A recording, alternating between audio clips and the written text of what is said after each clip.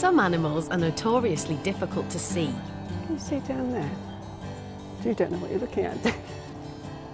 Many only come out at night. No, I can't come in here now. Others hide in holes or up trees. It's a bit deeper there, Gordon. Gordon!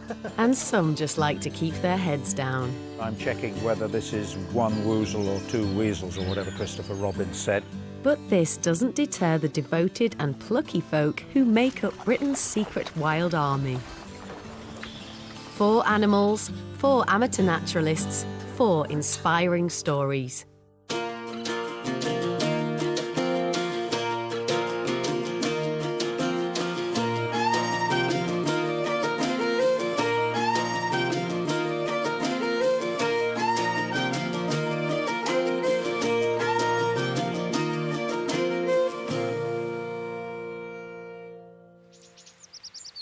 Deep, deep, deep, deep, deep. Gordon, what have we got singing over there at the moment? Willow warbler or a blackcap? It takes more than a spot of rain to put these 3 intrepid gentlemen off their regular wildlife mission. So we'll wait for that. Look at the stitchwort there and the campion.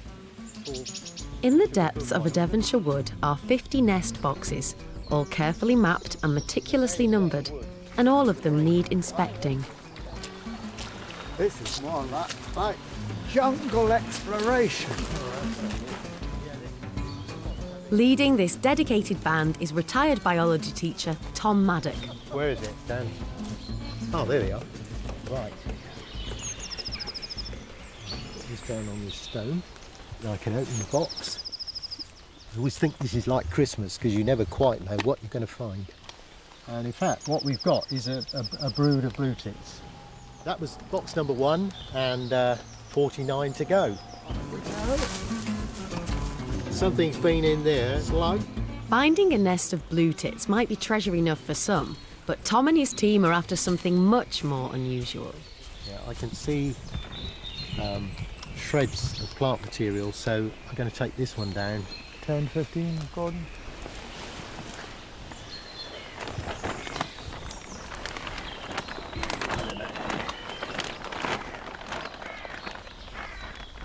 Oh, no. Wonderful, isn't it? Look at that. Isn't that brilliant?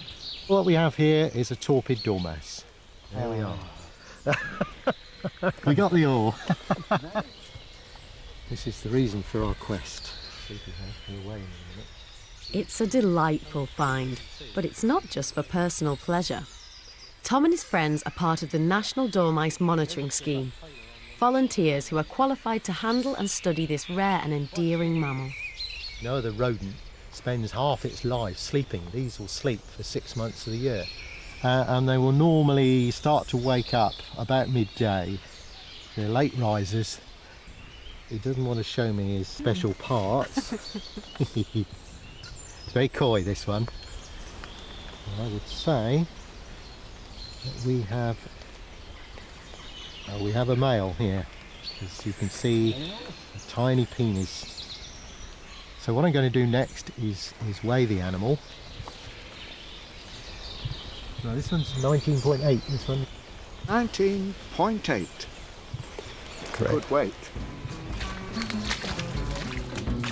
Tom's love of wildlife is part of a great British tradition. For centuries, like-minded amateur naturalists have watched and recorded everything that moves and grows, making Britain the best-studied place on Earth. Like many others, Tom was first inspired when he was just a boy, and it's all down to this man, H.G. Hurrell. O Lord, for what we are about to receive, make us truly thankful for Christ's sake. Amen. Hurrell's family is a family of naturalists. His younger son, Kenneth, his daughter Elaine, who runs a section of the Bristol Naturalist Society. Their mutual love of wildlife forms a deep family bond of understanding. Hurrell was himself an amateur naturalist. His knowledge and interest was infectious. Well, H.G. came to school once and showed films at school. I was trapped by that, really. And he was to me something of an idol. And I thought, this is what natural history is all about. And Hurrell starts his day before breakfast. H.G. died in 1981, but his daughter Elaine, now in her 70s, is still a good friend. and mentor to Tom. Hello, Elaine. Right, we managed to complete the whole check. There's our first dormouse in number 9. Nicely torpid, so that made for ease of handling. So that was good. Yeah, so that was that one. It means a lot to Elaine that Tom is carrying on the dormouse work she and her father started back in the 1950s. We've got 3 in here. Yes. Well, I suppose my father was very interested in recording anyway, in all kinds of observations. His diary was kept for something like 60 years. You know, it's extremely interesting now to read them, of course, because he said, I saw a beautiful mouse tonight, absolutely perfect, and with a lovely tail, and he had a really good view of it, and that was what we were doing, was watching for dormice behaving naturally in the wild. Through their dedicated dormice watching, the amateur naturalists made a significant discovery. In late October, I happened to walk under a large hazel bush about 100 yards from our house and found that other creatures besides squirrels had shown interest in the nuts. I picked up over 30 shells from which the kernels had been extracted through a hole at one side. This could not possibly be the work of squirrels, and it appeared even at a glance to be the work of mice. They were very good carpenters, dormice, you always remember that, and they have a tiny chiselling effect on the edge of the hole. The discovery of these distinctive calling cards mean that you no longer have to see dormice to know they're there. So Elaine was asked by the Mammal Society to do a survey. For the first time, it was possible to produce a dormouse map of Britain. The survey was, when you look back on it, was great fun. Of course, it was hard work as well, but jumping in the bramble bushes to look for nuts. Today, Tom is building on that knowledge. You can see its front feet quite well. You can see the 4 toes. It's on the move. We're going to have a job to sex this one, I think. Total weight now is 55.3. So that's a gram or so more than that female. All this weighing, sexing and measuring goes to the People's Trust for Endangered Animals. Sadly, dormice are on their list. It's an amazing creature that has been in this country for thousands of years, and up till, well, perhaps maybe only about 50 years ago, we started to get to grips with how this animal behaved and what it was doing. And because we now have more data about dormice than maybe any other small mammal in this country, any effects of global warming might first appear in a creature like this, which has a completely different strategy from all the others. It's vital that amateurs like these keep an eye on animals like dormice, and it's lucky their sleeping habits allow us to see them easily. But hidden in a wooded valley in Gloucestershire, other mammals have chosen a less accessible but much grander place for a bedroom. Woodchester Estate was bought by William Lee in 1845. He commissioned architects to build a forbidding Gothic mansion, but the house was never finished. It was mysteriously abandoned 23 years later.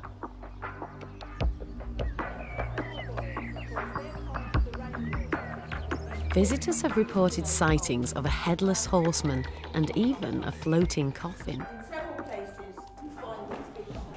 No wonder it has the reputation of being one of the most haunted houses in Britain. And up in the ancient rafters are some residents who certainly add a frisson to the place. But to see them, you have to wait until after dark.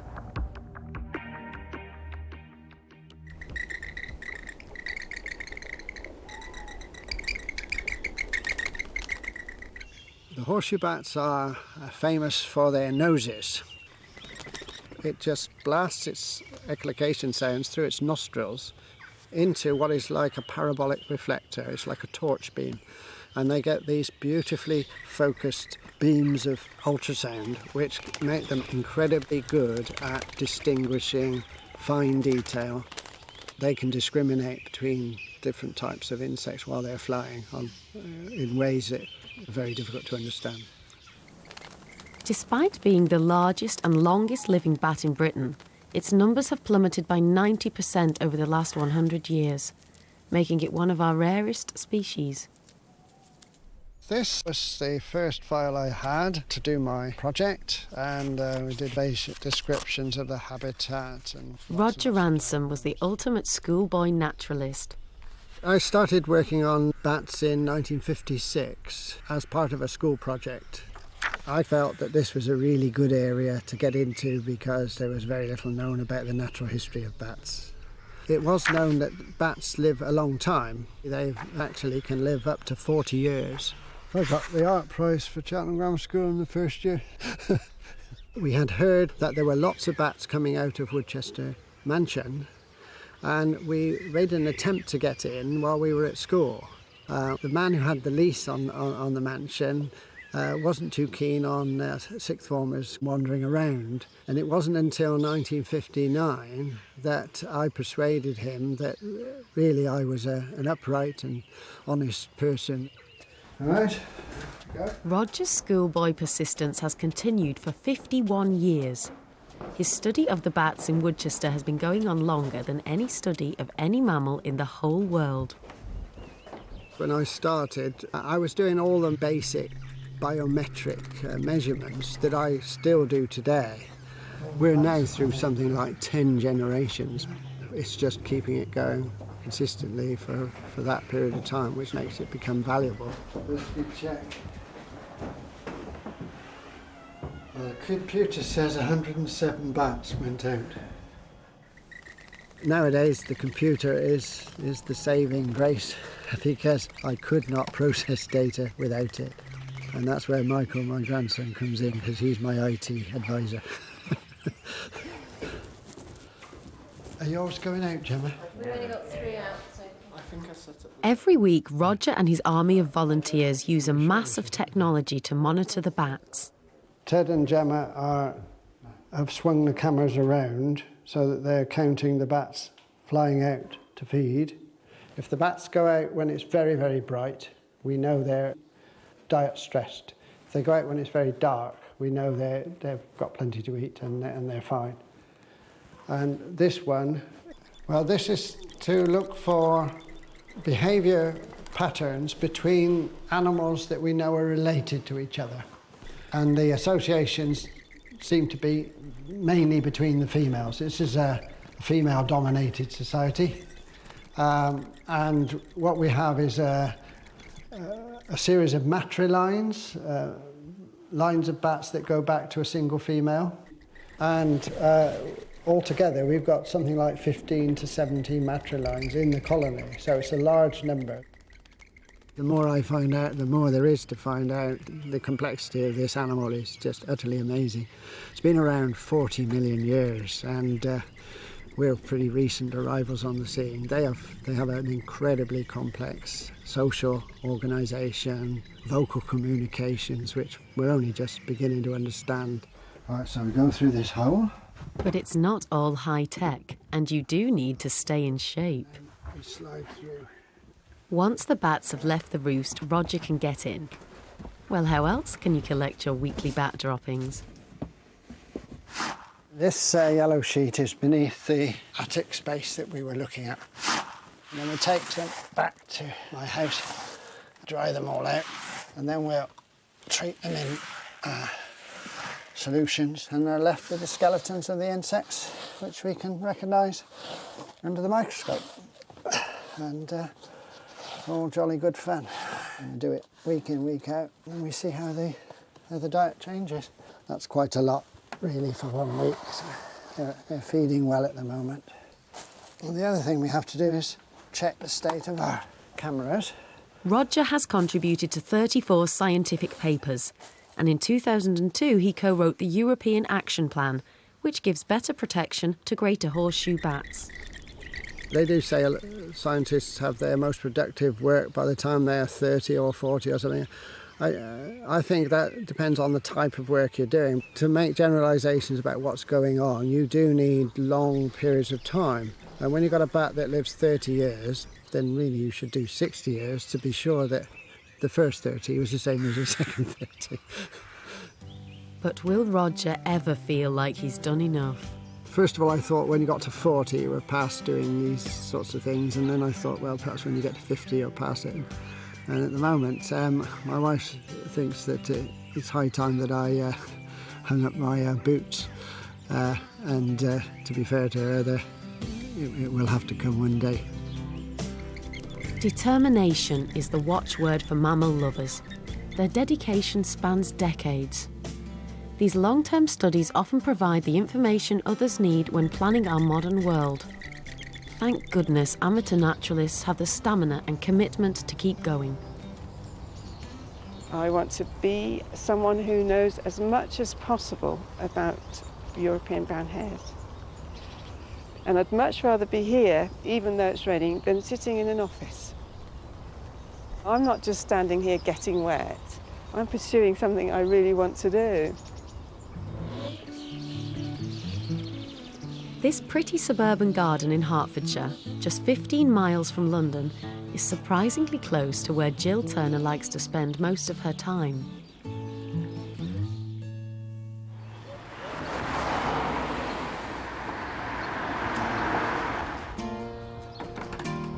It's 5:30 in the morning and Jill is already on her way.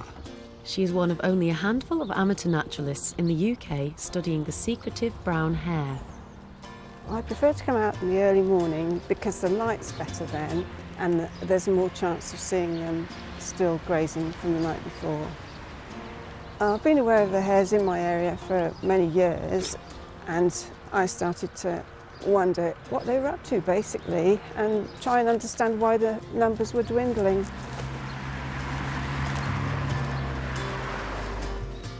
It was the Romans who introduced hares to this country about 2,000 years ago. They were once widespread throughout Britain, but have now disappeared from many places. When you see something running that looks like a very large rabbit, running at 45 miles an hour across in front of you, you can't help but think, Britain's fastest mammal, you know, that's incredible. For 15 years, Jill has immersed herself in the life of hares, honing her field skills so she can get as close as possible. We're just coming up to the meadow where I know the hares are. So if possible, could we be quiet and creep over there without making too much noise? Thank you.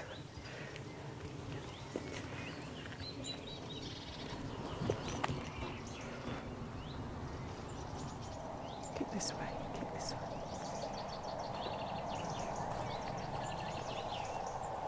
Can you see down there? Can you see that brown? There's two hares down there together. Did you see that at all? Oh dear.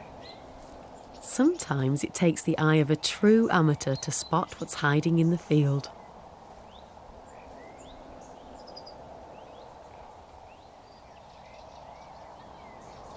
Can you see them? I can see two hares. And they're both grazing. I think they're siblings, part of a group of three. And I suppose there's a possibility that as they get older, they'll attract bucks. Should we try and get a bit closer? Okay. Probably in this length of grass, the first thing you'll see are the ears.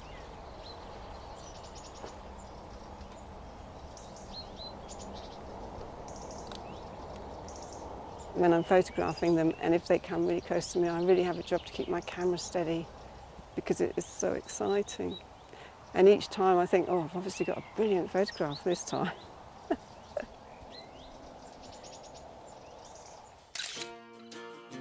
Jill's photos help her to understand behaviour and identify who's who.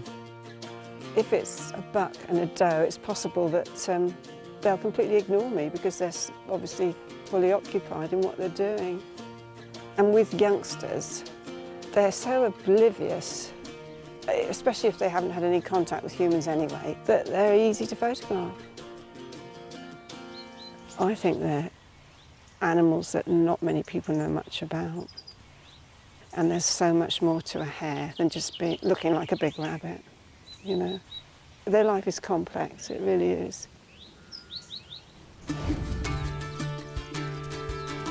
These beautiful and entrancing animals have declined dramatically over the last 100 years, so more information is needed to help them survive the modern world. Jill's observations go to her local records office, and it's vital studies like these continue through generations.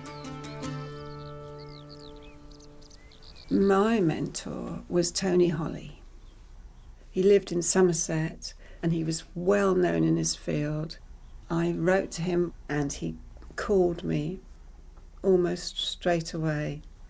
And I was overwhelmed actually. It was just wonderful that somebody as important as him should take an interest in somebody who hadn't got any scientific background. It was great. He really encouraged me. When he died, I felt very much alone in my work because I'd had somebody to report to. Sometimes when I'm on my own and I'm wet and I'm cold and I haven't seen a hare, I think to myself, why am I doing this? Does anybody really care? And I've got friends who think I'm mad. But I like to think that I've got enough field experience and I've spent enough time watching the hares without interfering with them that I have gained some knowledge and possibly seen things that other people don't see. Hares, like most mammals, find themselves at the rough end of human development. Intensive agriculture, housing, industrialisation and roads all take their toll. One mammal in particular was pushed right to the brink of extinction. Rare, elusive, nocturnal.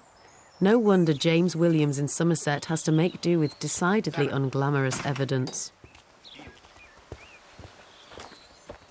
Well, we're going to go to the Otterloo, or what I call the Otterloo, which is a pile of stones in the stream, which I check every day. They leave a nice juicy heap of poo if I'm lucky, a nice spraint, and that means that I can tell the frequency with which this stream is used by otters, which gives some indication of the level of population. It's very difficult to see an otter. I've never seen one here. If I wanted to see an otter at the Otterloo, I'd have to sit on the bridge for half the night. So this is the Otterloo. This is the side stream of the River Tone. Oh my goodness, they must have known you're coming because that set of footmarks there, that's otter padding going upstream. I washed that sand yesterday and there wasn't any otter padding at bedtime last night, so I'm very pleased on my little stream. Excellent.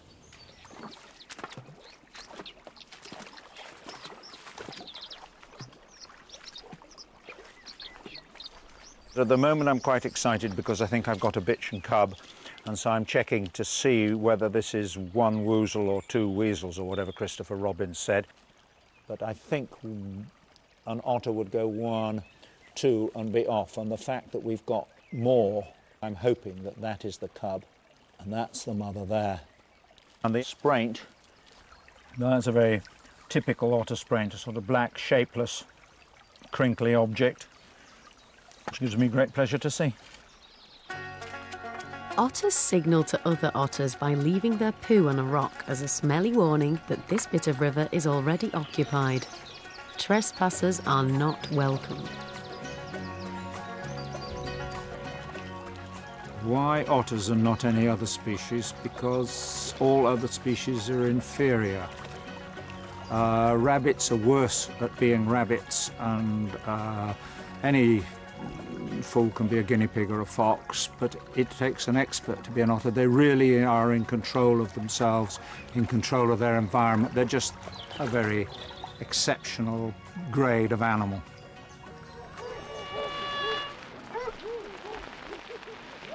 James's admiration came out of a long but unusual relationship with otters.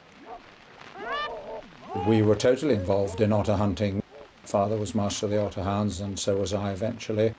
In those days, there was no form of conservation other than the hunts, really, who paid money to the farmers where otters were found, who gave Christmas presents to gamekeepers to not trap the otters to destruction. So the hunters were the conservationists of the day, and when the decline came and the pesticides started to harm the otters, it was the hunts that drew attention to this first, and the hunts that provided most of the data which enabled people to get to grips with it. I do think since the 1940s I have accumulated a body of experience and knowledge which ought to be recorded and passed on, because the rivers are not in a totally healthy state now. They're cleaner to the eye, they don't smell as much, and if we want to have some wildlife, we need a new generation of people to come along. James's passion for otters led him to run the Somerset Otter Group, an 80-strong band of amateur naturalists who routinely check a particular stretch of river. By putting all the data together, he gets a unique insight into the local otters. We gradually build up a picture of evidence, a bit like lots of little creatures build up the Great Barrier Reef. Little bits, little bits, little bits, all add together. It may not seem as if you're making a lot of difference, but I have had one or two things which I think were of importance.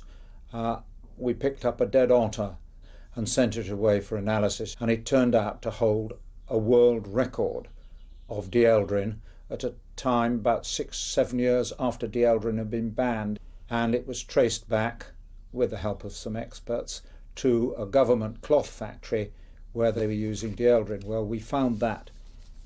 The public do help, the fishermen do help, farmers help, bird watchers are a very great source of information. We put it all together and gradually we're getting most of the jigsaw. In some ways it's a thankless passion, not least because James never sees an otter on his land. Does it take dedication? I suppose it does take dedication to study a species that you never see. This nomadic creature comes mysteriously through my garden at night, and it doesn't give tuppence about us. It's just going through the river as it has done for hundreds of years. Our presence is nothing to the otter, but the otter's presence is everything to me. Otters, like all our animals, need people who care deeply about them. Our British wildlife needs a healthy environment, and it doesn't take much to upset the balance. Otters live right on the cusp of what it is possible for them to live. If the otters go, it means the streams are in a mess, it means the fish are in a mess, it means the dragonflies are in a mess, it means that kingfisher that just came past us now won't come past. If the otters can't hack it, nobody can hack it. We've got to have clean rivers. The hallmark of the amateur British mammal lover is dedication, and thank goodness. Without them, many of our mammals might quietly disappear without most of us noticing.